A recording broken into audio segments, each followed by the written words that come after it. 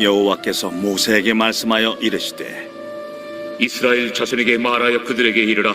만일 어떤 사람의 아내가 탈선하여 남편에게 시니를 저버렸고 한 남자가 그 여자와 동침하였으나 그의 남편의 눈에 숨겨 드러나지 아니하였고 그 여자의 더러워진 일에 증인도 없고 그가 잡히지도 아니하였어도 그 남편이 의심이 생겨 그 아내를 의심하였는데 그의 아내가 더럽혀졌거나 또는 그 남편이 의심이 생겨 그 아내를 의심하였으나 그 아내가 더럽혀지지 아니하였든지 그의 아내를 데리고 제사장에게로 가서 그를 위하여 보리가루 10분의 1 에바를 헌물로 드리되 그것에 기름도 붓지 말고 유향도 두지 말라. 이는 의심의 소재요 죄악을 기억나게 하는 기억의 소재라. 제사장은 그 여인을 가까이 오게 하여 여호와 앞에 세우고 토기에 거룩한 물을 담고 성막 바닥에 티끌을 취하여 물에 넣고 여인을 여호와 앞에 세우고 그의 머리를 풀게 하고 기억나게 하는 소재물 곧 의심의 소재물을 그의 두 손에 두고 제사장은 저주가 되게 할 쓴물을 자기 손에 들고 여인에게 맹세하게 하여 그에게 이르기를 내가 내 남편을 두고 탈선하여 다른 남자와 동침하여 더럽힌 일이 없으면 저주가 되게 하는 이 쓴물의 해독을 면하리라. 그러나 내가 내 남편을 두고 탈선하여 몸을 더럽혀서 내 남편 아닌 사람과 동침하였으면 제사장이 그 여인에게 저주의 맹세를 하게 하고 그 여인에게 말할지니라. 여호와께서 내 넓적다리가 마르고 내 배가 부어서 내가 내 백성 중에 저주거리 맹세거리가 되게 하실지라. 이 저주가 되게 하는 이 물이 내 창자에 들어가서 내 배를 붓게 하고 내 넓적다리를 마르게 하리라 할 것이요 여인은 아멘 아멘 할지니라. 제사장이 저주의 말을 두루마리에 써서 그 글자를 그 쓴물에 빨아놓고 여인에게 그 저주가 되게 하는 쓴물을 마시게 할지니 그 저주가 되게 하는 물이 그의 속에 들어가서 쓰리라. 제사장이 먼저 그 여인의 손에서 의심의 소재물을 취하여 그 소재물을 여호와 앞에 흔들고 제단으로 가지고 가서 제사장은 그 소재물 중에서 한 쿰을 취하여 그 여자에게 기억나게 하는 소재물로 제단 위에 불사르고 그 후에 여인에게 그 물을 마시게 할지라. 그 물을 마시게 한 후에 만일 여인이 몸을 더럽혀서 그 남편에게 범죄하였으면 그 저주가 되게 하는 물이 그의 속에 들어가서 쓰게 되어 그의 배가 부으며 그의 넓적다리가 마르리니 그 여인이 그 백성 중에서 저주거리가 될 것이니라. 그러나 여인이 더럽힌 일이 없고 정결하면 해를 받지 않고 임신하리라. 이는 의심의 법이니 아내가 그의 남편을 두고 탈선하여 더럽힌 때나 또는 그 남편이 의심이 생겨서 자기 아내를 의심할 때에 여인을 여호와 앞에 두고 제사장이 이 법대로 행할 것이라. 남편은 무죄할 것이요 여인은 죄가 있으면 당하리라.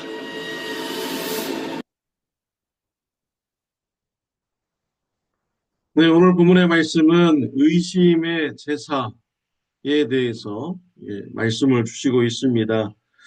부부 간에 의심이 됩니다. 남편이 아내의 불륜에 대해서 의심하게 됩니다. 아내가 간음죄를 지을 수도 있습니다. 또 아내가 간음죄를 짓지 않을 수 있습니다. 증거는 없는데 의심하는 이런 마음이 들게 됩니다. 이와 같이 의심의 마음이 들 때 하나님께 와서 보리가루를 드리면서 제사를 드리라 라고 말씀을 하고 있습니다.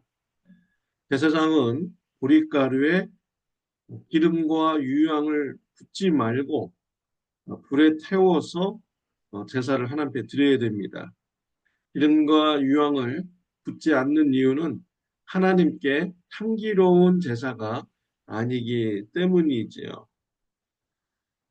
보리가루를 하나님 앞에 태워서 제사를 드린 후에 제사장은 토기 그릇을 가져와서 그곳에 물을 붓습니다. 성막 바닥의 흙을 그 물에 섞습니다. 그리고 여인으로 하여금 맹세하게 합니다. 이 물을 마신 후에 간음죄를 지었으면 이 물이 독이 되어서 심판을 받는다. 그러나 간음죄를 짓지 않았으면 아무 이상이 몸에 없을 것이다라는 이런 맹세를 하게 합니다. 그러면 여인은 이런 맹세에 대해서 하고 아멘으로 두 번 맹세하게 되죠. 그러면 제사장은 그 맹세를 두루마리에 적어서 그 토기 그릇에 담아서 이제 빨게 됩니다. 그 후에 그 여인에게 그 물을 이제 먹게 하죠. 그래서 그 물을 먹은 후에 간음죄를 지었으면 하나님의 심판을 받게 되고 간음죄를 짓지 않았으면 그 여인의 몸에 아무 이상이 없게 되는 것입니다. 여러분들은 이러한 의심의 제사에 대해서 어떻게 생각을 하십니까? 아니 그거 물에다가 흙을 탔다고 해서 그 물을 마셨다고 해서 무슨 복이 될까? 이런 생각을 혹시 가지지 않는지요? 흙에도 독이 있습니다. 우리가 가까이에 있는 이 베이커스필드 그곳에는 풍토병이 있다고 합니다. 농사를 지으면서 땅을 한번 뒤집죠. 그러면서 그 바람이 불면은요, 땅에서 이제 나온 이런 독이 사람들에게 이제 가게 됩니다. 그래서 외부에서 이사 온 그 사람들은요, 풍토병에 걸려서 죽는 경우가 있다고 합니다. 그리고 그 풍토병에서 살아남았다고 할지라도 폐에 흔적이 이렇게 남는다고 합니다. 이 땅에도 사람에게 치명적으로 죽일 수 있는 이런 독이 있다라는 것을 저는 듣게 되었습니다. 이러한 제사를 드린 후에 아무런 반응이 여인에게 없으면 남편은 의심의 마음을 치유받을 수가 있는 것이죠.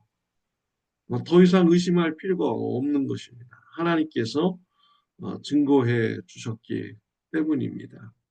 또 여인도 좋습니다. 남편들이 의심하고 그러면은 여성의 인권이 없을 때는 어떻게 합니까? 남편들이 여인을 구타하고 막 못살게 굴고 들들 볶죠. 근데 이제 이러한 제사를 통해서 결백이 증명이 되면 이러한 괴롭힘이 이제 없게 되는 것입니다. 어, 또 이게 중요한 원리가 있습니다. 의심의 마음이 들 때 심판은 하나님께 맡긴다라는 중요한 원리가 있죠. 심판하고 정죄하고 비판하는 것 사람이 하는 일이 아닙니다. 하나님께 맡겨야 돼야 하는 것이죠. 남편이 아내를 심판하고 정죄할 수 없고요. 아내가 남편을 심판하고 정죄할 수 없습니다. 하나님께서 보시고 판단하시며 하나님께서 심판하시는 것입니다. 하나님께 맡기는 것입니다. 로마서 12장 19절에 보면 내 사랑하는 자들아 너희가 친히 원수 갚지 말고 하나님의 진노하심에 맡기라. 기록되었으되 원수 갚는 것이 내게 있으니 내게 갚으리라 주께서 말씀하시니라. 사람을 심판하고 정죄하는 것은 하나님께 맡기는 것입니다. 우리가 부부간에만 그런 심판을 하나님께 맡깁니까? 우리 이웃과의 관계, 이런 관계에서도요, 심판은 하나님 앞에 맡기면 되는 것입니다. 내가 직접 비판하고 정죄할 필요가 없습니다. 하나님께 심판을 맡기시기를 바랍니다. 아모스 3장 5절, 6절 말씀에 보면 너는 마음을 다하여 여호와를 신뢰하고 네 명철을 의지하지 말라. 너는 범사의 그를 인정하라. 그리하면 내 길을 지도하시리라. 범사의 모든 일에 하나님을 인정하시기를 바랍니다. 하나님을 믿고 하나님께 맡기시기를 바랍니다. 하나님께서 우리의 길을 인도하여 주십니다. 우리가 판단하고 정죄하는 것 틀릴 때가 많습니다. 우리가 잘못된 판단하는 경우도 많고요. 또 시대에 따라서 또 상황에 따라서 내가 옳다고 생각했지만 나중에 지나가 보면은 시대적인 착오였을 수도 많습니다. 근데 우리의 판단은 완벽하지 않다라는 것이죠. 우리도 실수가 할 수 있다라는 것입니다. 그러나 하나님은 완전하십니다. 공의로우십니다. 정의로우십니다. 심판을 하나님께 맡기는 우리가 신앙생활을 해야겠습니다. 야고보서 1장 5절에 너희 중에 누구든지 지혜가 부족하거든 모든 사람에게 후히 주시고 꾸짖지 아니하시는 하나님께 구하라. 그리하면 주시리라. 지혜가 부족하다고 생각하십니까? 하나님께 구하시기를 바랍니다. 솔로몬은 하나님의 지혜를 구하여서 법정에서 정말 지혜롭게 잘 판결을 내렸죠. 우리가 심판하고 정죄하는 것 하나님께 맡겨야 되는 것입니다. 구약성경에 보면 사울 왕은 다윗을 죽이려고 했습니다. 다윗은 도망다니면서 많은 고생을 하였죠. 다윗은 정말 억울합니다. 잘못한 것이 없거든요. 사울 왕이 시기 질투해서 다윗을 죽이려고 한 것입니다. 다윗에게 사울 왕을 죽일 수 있는 기회가 두 번 있었습니다. 그러나 다윗은 사울 왕을 죽이지 않았습니다. 심판하지 않았습니다. 다윗은 기름 부은 왕의 심판은 하나님께서 하시는 것이다 라고 하면서 하나님께 맡겼습니다. 사무엘상 24장 12절을 보면 여호와께서는 나와 왕 사이를 판단하사 여호와께서 나를 위하여 왕에게 보복하시려니와 내 손으로는 왕을 해하지 않겠나이다. 기름 부은 왕 내가 해하지 않겠습니다. 하나님께서 판단하시고 하나님께서 심판해 주십시오 라고 신앙을 가졌습니다. 심판을 하나님께 맡긴 다윗의 모습인 것이죠. 때가 되어서 하나님께서 사울 왕을 심판하셨습니다. 하나님께서 하나님의 때에 심판하시는 것입니다. 우리는 하나님께 맡기면 되는 것이죠. 예수님께서는 십자가에서 고난받으실 때 심판하시는 하나님을 바라보았습니다. 누가복음 23장 34절에 보면 아버지 저들을 사하여 주옵소서 자기들이 하는 것을 알지 못함이니이다. 예수님은 십자가에서 고난받으실 때 심판하시는 분은 하나님이시다 라는 이런 신앙 고백을 가진 것이죠. 그리고 하나님을 바라본 것입니다. 저들의 죄를 용서해 주세요.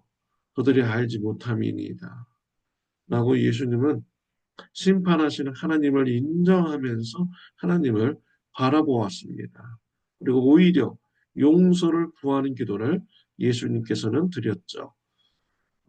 이러한 예수님의 모습을 담는 저와 여러분들이 되시기를 바랍니다. 심판을 하나님께 맡기고 또 이웃의 죄를 용서해 달라고 간구하는 이런 중보기도자가 되어야겠습니다.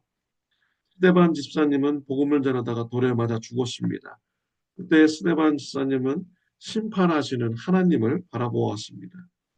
사도행전 7장 60절에 무릎을 꿇고 크게 불러 이르되 주여 이 죄를 그들에게 돌리지 마옵소서 이 말을 하고 자니라. 심판은 하나님께 있음을 고백하고 하나님을 바라보았습니다. 심판하시는 하나님께 그들의 죄를 용서해달라고 기도하며 스데반 집사님은 순교를 하였습니다. 심판하는 것, 정죄하는 것 하나님께 있는 것입니다. 우리는 하나님께 맡기면 됩니다. 우리의 생각은 틀릴 수 있습니다. 우리의 심판은 틀릴 수 있습니다. 그러나 하나님의 심판은 완전하십니다. 공의로우십니다.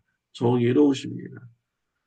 우리가 삶 가운데서요, 분노하고 그럴 일이 있을지라도요, 심판을 하나님께 맡기시기를 바랍니다. 스데반 지사님과 같이, 예수님과 같이 그들의 죄를 용서해 달라고 간구하며 기도할 수 있는 이런 믿음의 성장이 있는 저와 여러분들이 되시기를 바랍니다. 기도드리겠습니다. 하나님 아버지 감사합니다. 심판이 하나님께 있음을 이 시간에 다시 고백합니다.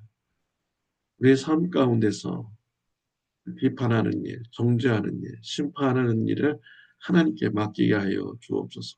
예수님과 같이 그들의 죄를 용서해 달라고 기도하며 하나님의 심판하시는 주권을 인정하면서 신앙생활하게 하여 주옵소서.